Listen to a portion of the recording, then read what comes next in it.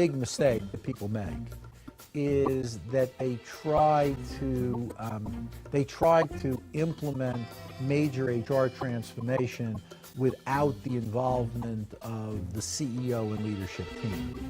I'm Bruce Fau, Vice Chair of Human Resources for KPMG.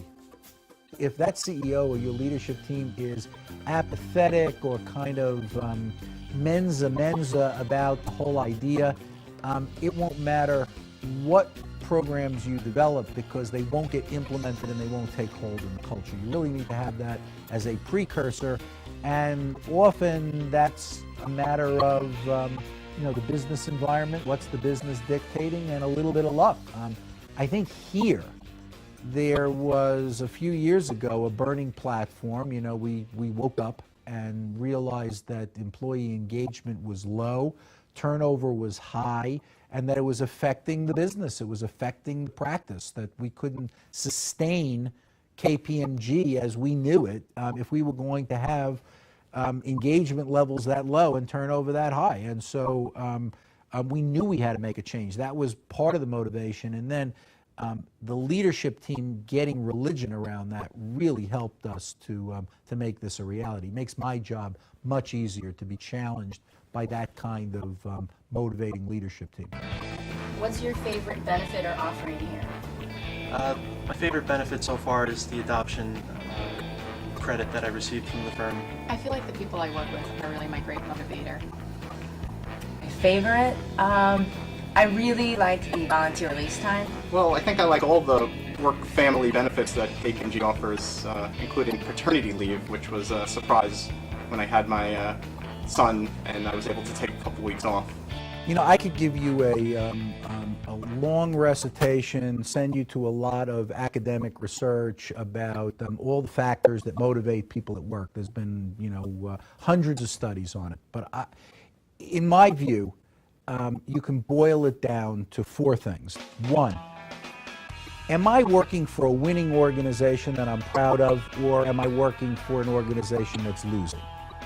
The second is whether I feel like I can get my job done. The things that a lot of people leave work at the end of the day, they're pulling their hair out because they don't have, their computer doesn't work, or they don't have the right information to provide to a customer or a client.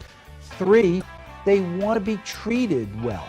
They want to be treated well interpersonally, from a sense of fairness, and they also want to be treated well economically. They want to be able to earn a good living. They want adequate rewards. They want competitive pay. They want that our best performers are being paid even more competitively than the best performers in other firms.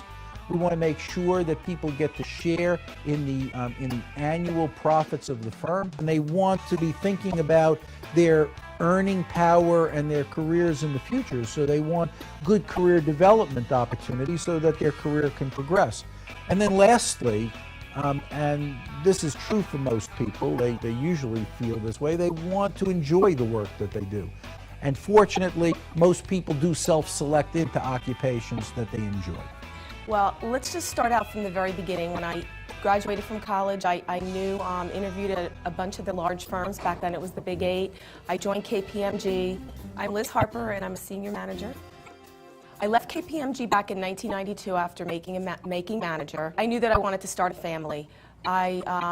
It was very difficult back in 1992 to balance. There was not a lot of work-life balance, and I knew that I needed to find a job where I could have a little bit more time to position myself to start the family and to be able to have that work-life family balance. After 12 years of working at a very small firm where I worked a very limited part-time schedule, it worked for my family and for myself at that time.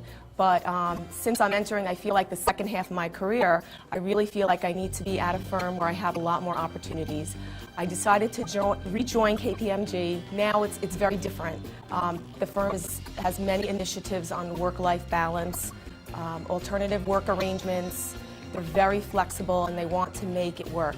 I actually don't even really think a lot of my clients realize that I work an alternative work schedule. In that usually I just try to make my meetings during the 9 to 3 window. Definitely there are times when I'll have a meeting later on, but that's the important thing. That's what a partner said to me early on. You are responsible for your calendar. If it's at 5 o'clock, the client wants to have a meeting at 5 o'clock and you can't make it, you have commitment. For instance, this week, 3 of my children are going to have a holiday on Thursday. What I've done is I've worked around my schedule to take that day off to be able to spend time with them. So that's the key, is balancing. My client needs always come first, but I also need to balance that with my personal needs. What else motivates you to do your job on a daily basis here? I think the career growth at KPMG is phenomenal. Like I said, I've been with the firm almost 7 years. And when I started, I was actually in college, my freshman year of college, and I started part-time as accounts payable in the Indianapolis office. And now, I'm the head of training for the Northeast in just 7 years. So to me, that's a big deal, and not a lot of firms provide that type of growth. Well, the recognition I get for doing good work and hard work that I get every day from my manager and my manager's manager, who recognizes my hard work, and that keeps me motivated. I had a manager that would draw a smiley face on a scrap of paper and throw it at my head if I was getting too stressed out, just to remind me, hey, it's okay, everything's going to be all right, we're here for each other, and we're going to work things out.